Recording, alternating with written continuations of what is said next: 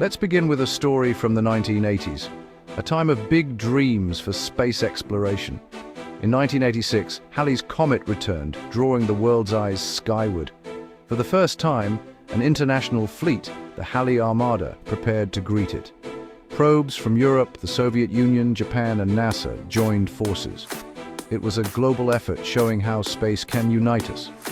For the first time, we saw a comet up close, ushering in a new era of discovery. The European Space Agency's Giotto probe was the star of the show. Small and boxy, it set out to get as close as possible to Halley's nucleus, the comet's heart, without being destroyed by flying debris. No one had ever seen a comet's nucleus before. It was like meeting the face behind a famous mask. Giotto got within 600 kilometers, beaming back extraordinary images, a dark, rugged relic from the dawn of the solar system. Despite a cosmic hailstorm of dust, Giotto's bravery paid off, revolutionizing our understanding of comets. Giotto wasn't alone on its daring mission.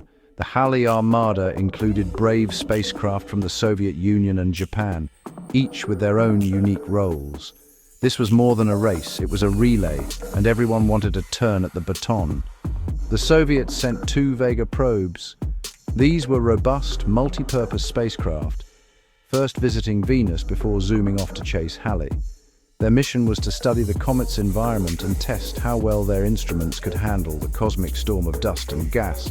The Vegas did well, collecting vital data and proving that even Soviet engineering could withstand a comet's fury.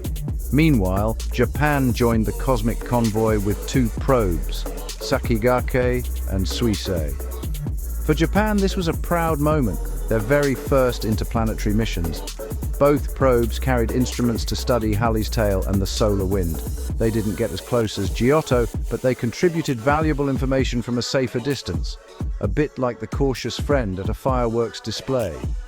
Together, these international missions formed a sort of cosmic orchestra. Each probe played its part, and when their data were combined, scientists gained a richer, deeper understanding of what makes comets tick. Let's give a special nod to Sakigake and Suisei, Japan's trailblazing interplanetary probes. Launched in 1985, these were the first spacecraft Japan ever sent beyond Earth's orbit. A tremendous leap for a nation just getting started in space exploration.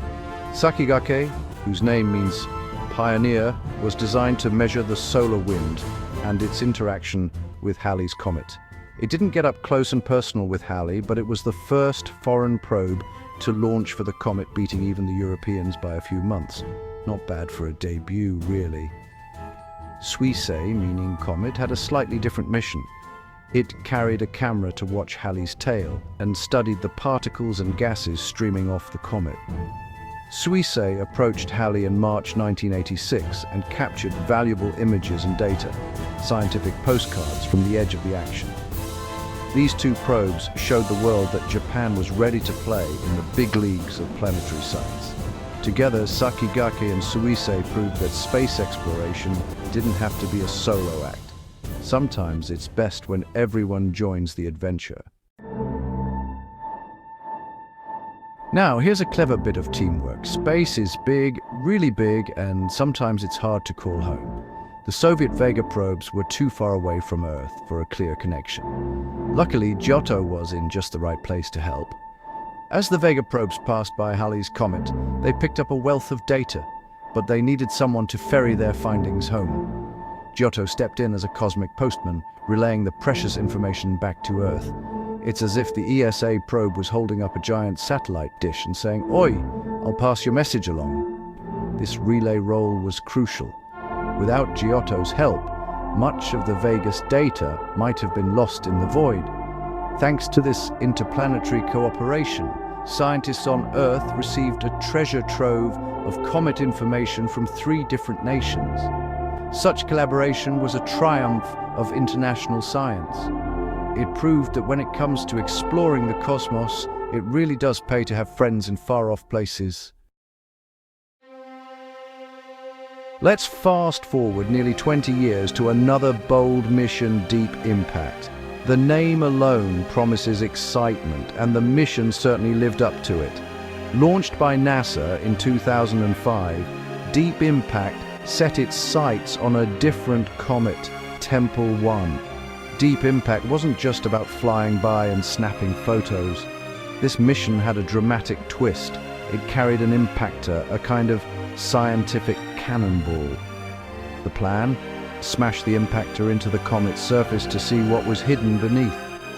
It was a bit like a cosmic game of billiards, but with far higher stakes. As the main spacecraft flew past, the impactor separated and plunged straight into Tempel 1. On July 4, 2005, it hit the comet at over 10 kilometers per second. The collision created a bright flash, visible even from telescopes back on Earth, fireworks for the scientific community, and right on Independence Day, no less. Cameras and instruments on the flyby probe captured every moment. The resulting data gave scientists their first glimpse into a comet's hidden interior, a place untouched since the solar system's earliest days. The impactor's crash left more than just a dent. It gouged out a massive crater on Tempel 1's surface. The blast threw up a cloud of ice, dust, and gas, like shaking a cosmic snow globe with a bit too much enthusiasm. Scientists eagerly studied the debris. It was pure comet material, freshly dug from below the surface. Analyzing this gave them clues about the ingredients that built our solar system. They discovered that comets contain not only water and rock, but also complex organic molecules, the building blocks of life. The crater itself became a scientific landmark.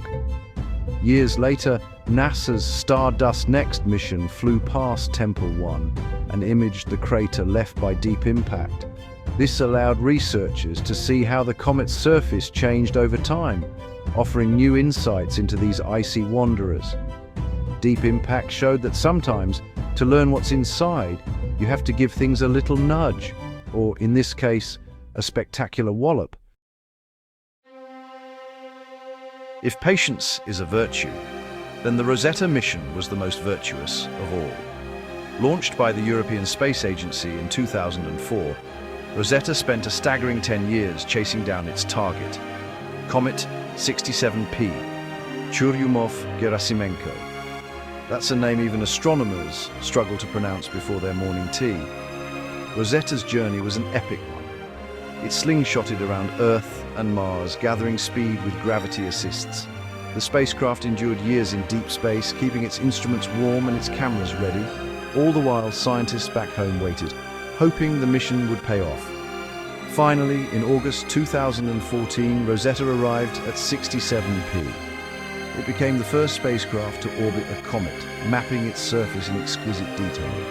What greeted Rosetta was a bizarre duck-shaped world, covered in cliffs, pits, and strange dust dunes. It looked more like a cosmic rubber duck than a traditional comet. Rosetta's long journey was worth every second. Its findings transformed our understanding of comets in the early solar system and set the stage for a daring landing attempt that would soon capture the world's imagination. No story of comet missions would be complete without Philae, the plucky little lander that became a celebrity overnight. Philae was Rosetta's companion, built to touch down on 67P and study its surface up close. It was a world first. No one had ever tried landing on a comet before.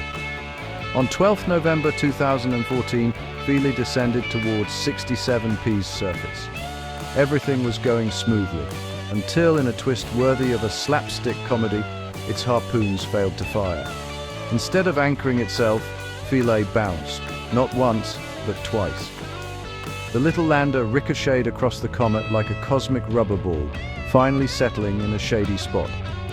Despite its bouncy antics, Philae got to work. For a brief, shining moment, it drilled, poked, and sniffed at the comet's surface, sending back priceless data. It even managed a famous final tweet: "I'm tired. My battery is low," before falling silent. Philae's landing may not have gone as planned, but it captured hearts around the world.